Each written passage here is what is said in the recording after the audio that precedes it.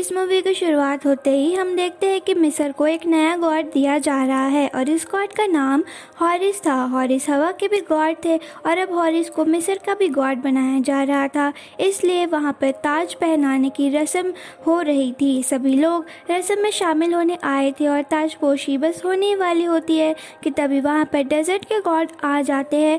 इनका नाम सेड होता है और सेड डेजर्ट के गॉड होने के साथ ही हॉरिस के अंकल भी थे और सेड अपने नेफ्यू के लिए यानी कि हॉरिस के लिए एक गिफ्ट लेकर आए थे जिस पे एक हॉर्न होता है और सेड हॉरिस को कहते हैं कि तुम इस हॉर्न को बजाओ और हॉरिस जैसे ही हॉर्न बजाता है वहाँ पर सेड की पूरी सेना आ जाती है क्योंकि सेड के इरादे कुछ अच्छे नहीं थे। मगर इससे पहले कि सेड के बुरे इरादों के बारे में किसी को भी पता चलता, सेड हॉरिस के फादर यानी कि अपने ही भाई को मार देता है। और तो और सेड वहाँ पर मौजूद सभी लोगों से कहता है कि अगर तुम सब मेरे सामने नहीं झुके तो मैं सबको मार दूंगा। तो सभी को ना चाहते हुए भी सेड के सामने झुकना पड़ता है और तो और सिर्फ आम ही इंसान नहीं बल्कि गॉड को भी सेड के सामने झुकना पड़ता है।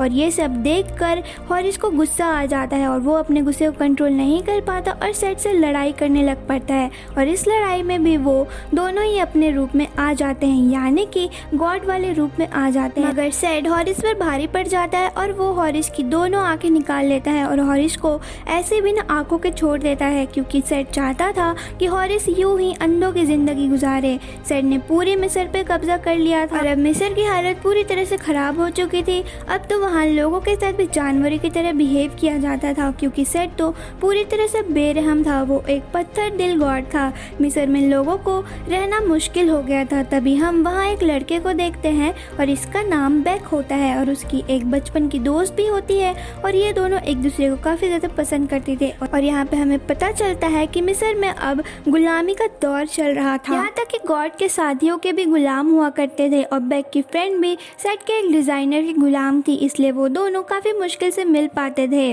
बेक की फ्रेंड को लगता था कि गॉड हॉरिस ही उनकी हेल्प कर सकता है और एक वो ही है जो इन लोगों को गुलामी से आज़ाद करा सकते हैं, इसलिए वो लोग एक प्लान बनाते हैं। और क्योंकि बेक की फ्रेंड को सेड के उन सारे जगहों के बारे में मालूम था जहाँ पे सेड अपनी कीमती सामान रखता था और सेड खजाने के बीच हॉरिस की एक आग को रखा हुआ था और बेक की फ्रेंड उसे प्लान बताती है कि खजाने के आसपास तो बहुत सारे सोल्जर्स तैनात होंगे, इसलिए तुम्हें उन सब से बचते हुए खजाने के पास पहुंचना होगा और हॉरिस की एक आग वहां से लेकर आनी होगी और जब हम हॉरिस की आग उसे देंगे तो हॉरिस हमारी हेल्प ज़रूर करेगा। फिर प्लान के मुताबिक बेक सोल्जर से बचता हुआ खजाने तक पहुंच जाता है मगर हॉरिस की आग तक पहुंचना बिल्कुल भी आसान नहीं था क्योंकि जगह जगह पर वहां पर ट्रैप्स लगाए गए थे। पर बेक किसी से भी कम नहीं होता और वो बेक सारे के सारे ट्रैप्स को क्रॉस कर लेता है और हॉरिस की एक आग तक पहुंच जाता है और उसे चुरा लेता है और उस आग से काफ़ी ज़्यादा तेज़ रोशनी निकल रही थी। फिर बेक जैसे ही वहाँ से बाहर निकलता है तो उसे सिपाहियों ने घेर लिया होता है और सेट के डिज़ाइनर को भी पता चल गया था कि मैप के साथ कुछ छेड़छाड़ की गई है और वो सिपाहियों के साथ बेक के सामने खड़ा होता है और बेक से पूछता है कि आखिर तुमने खजाने से क्या चुराया है। तो बेक वहाँ पर अपना दिमाग चलाता है और कहता है कि मैंने तो वहाँ से सिर्फ एक सोने की चीज़ ही चुराई है। फिर डिज़ाइनर वो सोने की चीज़ ले लेता है और सिपाहियों को उन दोनों को मार देने का ऑर्डर देता है और फिर अपने बचाव में बेक उस आग को निकालता है और उस आग से इतनी तेज़ रोशनी निकल रही थी कि कुछ देर के लिए तो सिपाहियों को कुछ भी नज़र नहीं आ रहा था और मौका का फ़ायदा उठाते हुए बेक और उसकी फ्रेंड वहाँ से भाग निकलते हैं। उन्हें लग रहा था कि वो बच गए हैं मगर वो डिज़ाइनर बेक की फ्रेंड पर तीर चला देता है और फिर वह फटाफट उस मंदिर में जाते हैं जहाँ पर हॉरिस रहा करता था। अंदर जाते ही बेक हॉरिस को ये कहते हुए बुलाता है कि मेरे पास तुम्हारी आंखें हैं। तो हॉरिस कहता है तो फिर तुम मुझे उसे दे दो। तो बेक उसे कहता है कि मैं तुम्हारी आंखें तभी दूंगा अगर तुम मेरी एक शर्त मानोगे। ये सुनकर हॉरिस को गुस्सा आ जाता है कि ये मामूली इंसान मुझसे शर्त को रख रहा है और वो बेक पर वार करने लग जाता है। पर हमारा बेक भी किसी से कम नहीं था, वो हर वार से बच जाता है। फिर हॉरिस हार मानकर पूछता है कि चलो बताओ तुम्हारी क्या शर्त है। तो बेक कहता है कि तुम्हें मेरी फ्रेंड की जान बचानी होगी तभी मैं तुम्हारी आंखें दूंगा। और वो अपनी फ्रेंड को हॉरिस के सामने लाकर रख देता है, मगर हॉरिस के पास तो उसकी गॉड वाली पावर्स थी नहीं, तो उसके काफ़ी कोशिशें करने के बाद भी वो उस लड़की को नहीं बचा पाता और मौत का गॉड भी वहाँ पर आ जाता है और उस लड़की की सोल को उसकी बॉडी से निकाल कर पूछता है कि बताओ तुम मुझे क्या दे सकती हो। और यहाँ पे हमें पता चलता है कि अगर मौत के गॉड को कुछ भी सोने चांदी की चीज़ें दी जाए तो मौत का गॉड उन्हें जीने का एक और मौका देता है, मगर उस लड़की के पास तो कुछ भी नहीं था देने को, क्योंकि वो तो बस एक गुलाम थी। तो मौत का गॉड उसे कोई भी मौका नहीं देता और अपने साथ ले जाता है। बेक को हॉरिस पर काफ़ी ज़्यादा गुस्सा आ जाता है, क्योंकि हॉरिस गॉड होने के बावजूद उसकी फ्रेंड को नहीं बचा पाए थे और अब तो वो उस आग को भी हॉरिस को नहीं देना चाहता था, मगर हॉरिस उसे पकड़ लेता है और अपनी जान बचाने के लिए बेक को हॉरिस को उन आँखों को देना ही पड़ता है। और हॉरिस उससे अपनी एक आँख लेकर अपनी दूसरी आँख की डिमांड करता है, जिस पर बेक कहता है कि मेरे पास सिर्फ एक ही आँख थी, क्योंकि दूसरी आँख सेड ने अपने पिरामिड में छुपा कर रखा है। ये सुनकर हॉरिस भी बेक को एक बात बताता है कि तुम्हारी फ्रेंड की सोल अभी पूरी तरह से नहीं गई है, उसे अभी बहुत सारे स्टेजेस पार करने पड़ेंगे, जिसे पूरा करने में अभी बहुत दिन लग जाएंगे। और अगर तब तक मेरी दूसरी आग भी मिल गई तो मैं फिर से गॉड बन जाऊंगा और फिर मैं तुम्हारी दोस्त को बचा लूँगा। फिर दोनों में डील हो जाती है कि बेक हॉरिस की उसकी आँख ला कर देगा, जिसके बदले में हॉरिस बेक की फ्रेंड को वापस लेकर आएंगे। ये कहते हुए हॉरिस उस लड़की की बॉडी को सेम जगह पर रख देते हैं और फिर हॉरिस कहते कि मैं सेड से उसके किया का बदला ज़रूर लूँगा और मैं उसे जान से मार डालूँगा। और इधर सेड को भी ये बात पता चल गई थी कि किसी ने हॉरिस की एक आँख खजाने से चुराकर उसे दे दी है, तो अब हॉरिस अपनी सेना को आदेश देता है कि हॉरिस को मार दिया जाए। वहीं दूसरी तरफ हॉरिस बेक को लेकर एक ऊंचे से पहाड़ में चढ़ रहे होते हैं और बेक हॉरिस से पूछते हैं कि आखिर हम जा कहाँ रहे हैं। तो हॉरिस कहता है कि मैं अपने ग्रैंडफादर के पास जा रहा हूँ, जो कि सन के गॉड है, और मैं उनसे मदद मांगने जा रहा हूँ। फिर हॉरिस घुटने पर बैठकर अपने ग्रैंडफादर को याद करता है और अचानक से हॉरिस अपने गॉड वाले रूप में आ जाता है। फिर वो बेक को अपने साथ लेकर उड़ते हुए अपने ग्रैंडफादर के पास पहुंच जाता है और हॉरिस के ग्रैंडफादर सन के गॉड थे और वो जिस जगह पर रहते थे वहीं से हर चीज़ बनती थी। फिर ग्रैंडफादर अपने गॉड वाले रूप में आते हैं और अपने वेपन लेकर आते हैं। फिर वो एक शैतान से लड़ रहे होते हैं जो कि अंधेरे का शैतान था और वो शैतान पूरी दुनिया में तबाही मचाना चाहता था और सन के गॉड पूरी दुनिया को बचाने के लिए उस शैतान से लड़ रहे थे और उसे वापस भेज रहे थे, जो कि सन के गॉड का मेन काम है। फिर हॉरिस अपने ग्रैंडफादर को सारी बातें बताता है कि कैसे सेड ने उसके फादर को मार डाला और हॉरिस की दोनों आंखें निकाल दी और अब उसने मिस्र पर कब्जा कर लिया है और गुलामी का दौर चला दिया है, इसलिए मैं चाहता हूँ कि आप मेरी कुछ मदद करें। तो फिर जवाब में ग्रैंडफादर कहते हैं कि अगर मैंने अपने बेटों के झगड़े सुलझाने शुरू कर दिए तो मेरा ध्यान दुनिया को बचाने से हट जाएगा, इसलिए मैं तुम्हारी कोई भी मदद नहीं कर सकता। तो हॉरिस कहता है कि ठीक है, तो कम से कम आप मुझे यहाँ का पानी तो दे दीजिए।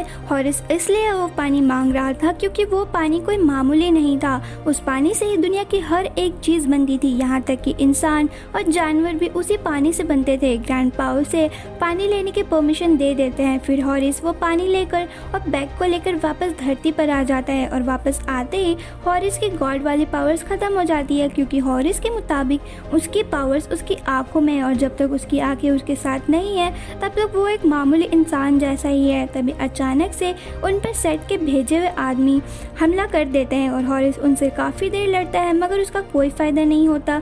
वो सिपाही उसे नीचे फेंक देते हैं और हॉरिस को नीचे गिरता हुआ देख बैग भी नीचे छलांग मार देता है, मगर गहराई में पहुंचने से पहले ही हॉरिस अपना वेपन खोल देता है जो उसके पास था और वो डूबने से बच जाते हैं। फिर हॉरिस बैग को बताता है कि आखिर हॉरिस ने वो होली वाटर अपने साथ क्यों लाया। वो बताता है कि यहाँ पर एक पिरामिड है जिसमें आग है और सेट को उसी आग से पावर्स मिलती है और मैं उस पिरामिड में पानी डाल दूंगा जिससे कि वो बुझ जाएगा और सेट की पावर्स कम हो जाएंगी और मैं अपना बदला आराम से ले पाऊंगा। और वो बैग से ये भी कहते हैं कि अब सेट अपने सबसे खतरनाक साथियों को भेजेगा हमें मारने के लिए। फिर हमें दो औरतें दिखाई देती है जो कि बहुत ही ज़्यादा खतरनाक लग रही थी क्योंकि वो सांप जैसे दिखने वाले मॉन्स्टर पर सवारी कर रही थी। फिर हमें देखते हैं कि सेट एक फीमेल गॉडेस के पास जाता है जो कि गॉडेस ऑफ लव थी। पहले वो मरे हुए इंसानों इंसानों के बीच रहती थी और हॉरिस की तरह ही उनके पास भी बहुत सारी पावर्स थी और हॉरिस ने ही गॉडेस ऑफ लव को मरे हुए इंसानों के बीच से निकालकर इस दुनिया में लेकर आया था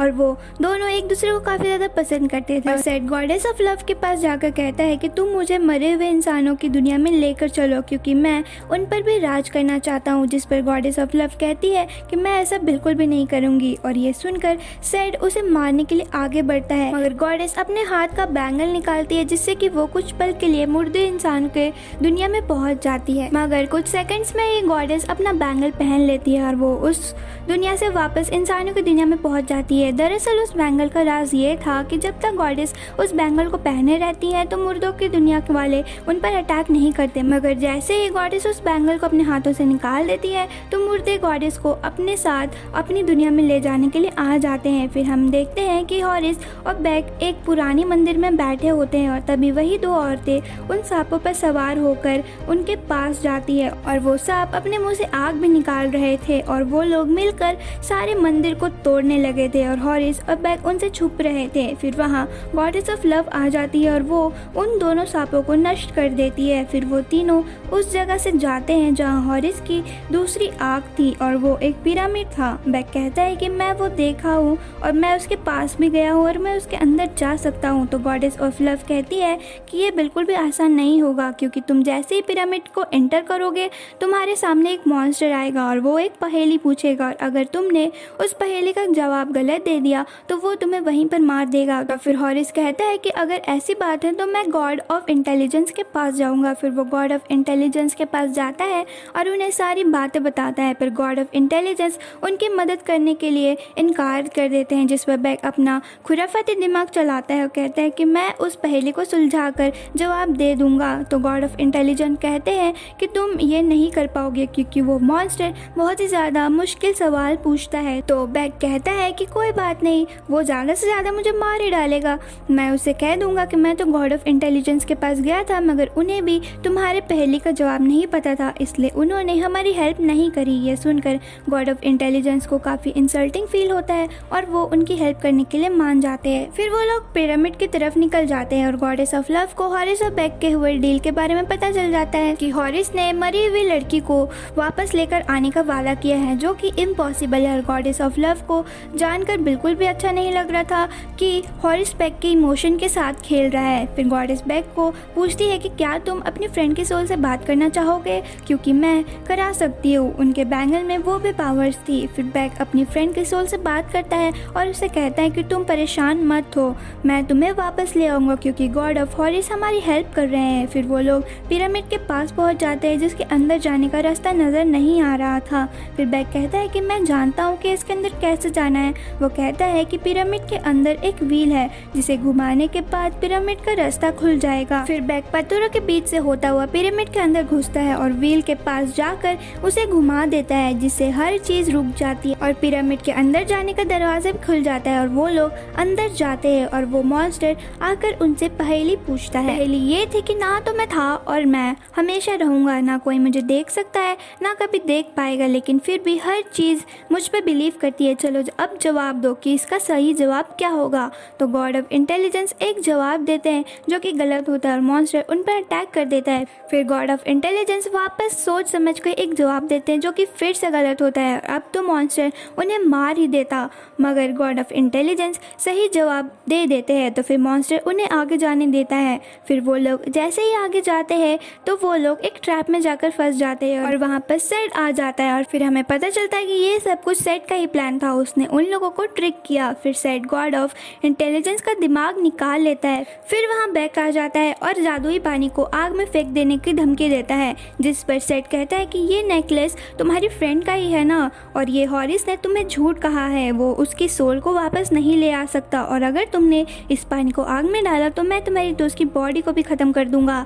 तो बेक मजबूरी में उस पानी को सेड को दे देता है, जिसको सेड पानी को नीचे फेंक देता है और अब उसने गॉड ऑफ इंटेलिजेंस का दिमाग अपने अंदर फिट कर लिया था, जिससे कि वो और भी ज़्यादा पावरफुल हो चुका था। फिर वो वहाँ से चला जाता है और पिरामिड भी टूटना चालू हो गया था, पर हॉरिस कैसे भी करके अपनी और बाकी लोगों की जान बचा लेता है और वहाँ से बाहर निकल आता है। और इधर सेड अपने फादर यानी कि गॉड ऑफ सन के पास जाता है। उनके इरादे कुछ अच्छे नहीं थे और वो यहाँ यहाँ पर अपने फादर का हथियार लेने आया था और वो अपने फादर पर अटैक कर देता है और उसे मारकर नीचे गिरा देता है और उनका वेपन ले लेता है, जिससे कि होगा ये कि अंधेरे का शैतान वापस आ जाएगा। और इधर बेक को यह जान के काफी बुरा लगता है कि अब तक उसका सिर्फ इस्तेमाल किया जा रहा था। ये देखकर गॉडेस ऑफ लव बिल्कुल भी अच्छा फील नहीं कर रही थी। वो बेक की हेल्प करना चाहती थी।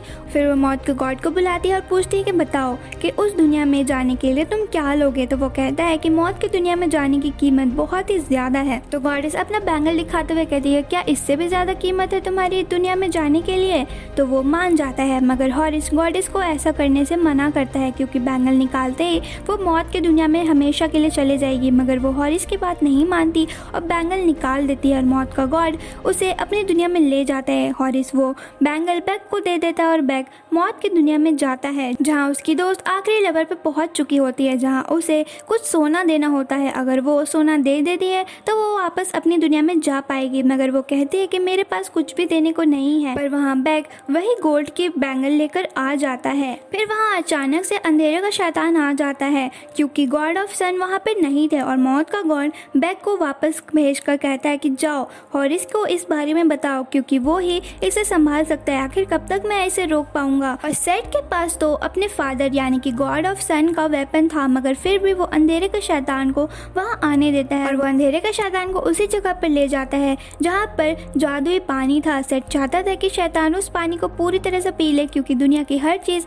उसी पानी से बनी थी और अगर वो उस पानी को पी लेगा तो दुनिया नष्ट हो जाएगी। मगर इससे पहले कि वो शैतान उस पानी को पीता, हॉरिस वहाँ पे पहुंच जाता है और वो सेट को ऐसा करने से रोक देता है और उन दोनों में काफी ज्यादा लड़ाई होती है। तभी बेक वहाँ पर आके हॉरिस की मदद करता है और सेट के माथे पे हॉरिस का जो आग था उसे निकाल कर हॉरिस की तरफ फेंकता है। ये देखकर सेट को गुस्सा आ जाता है और वो बेक को नीचे फेंक देता है और अब हॉरिस को या तो अपनी आंखों को बचाना था या फिर बेक को, तो फिर वो बेक को बचाना चुनता है और हॉरिस अपनी गॉड वाले रूप में आ जाता है। और यहाँ हमें पता चलता है कि हॉरिस की पावर्स उन आंखों में नहीं बल्कि हमदर्दी दिखाने में थी। फिर हॉरिस बेक को एक जगह पर रख देता है और सेट से लड़ने चला जाता है। वो सेट से लड़कर उसे मारने के लिए वेपन उठाता है, जहाँ सेट कहता है कि प्लीज मुझे छोड़ दो, मुझे जाने दो, मैंने भी तो तुम्हें छोड़ दिया था। तो हॉरिस कहता है कि बिल्कुल भी नहीं, मैं तुम्हें छोड़ने की बेवकूफ़ी बिल्कुल भी नहीं कर सकता और वो उसी जगह उसे मार देता है। और अंधेरा का शैतान दुनिया की तरफ आगे बढ़ रहा था, जहाँ पर हॉरिस अपने ग्रैंडफादर को उनका वेपन देने जाता है और वो अंधेरे के शैतान को वापस भेज देते हैं। और अब हॉरिस को उसकी पूरी गॉड वाली पावर्स मिल गई थी और बेक की मौत इस दौरान हो जाती है। मगर अब क्योंकि हॉरिस की सारी पावर्स आ गई थी तो वो बेक और उसकी दोस्त दोनों को जिंदा कर देता है। फिर हॉरिस को वहाँ का किंग बना दिया जाता है और उसके बाद हॉरिस डिसाइड करता है कि वो ही लोग अमर होंगे जो कि लोगों को हेल्प करेंगे और दिल के साफ होंगे। और उसके बाद हॉरिस मौत की दुनिया में जाता है गॉडेस ऑफ लव को वापस लेकर आने के लिए। और ये कहानी यहीं पर ख़त्म हो जाती है। आई होप आपको ये मूवी अच्छी लगी हो। Thank you.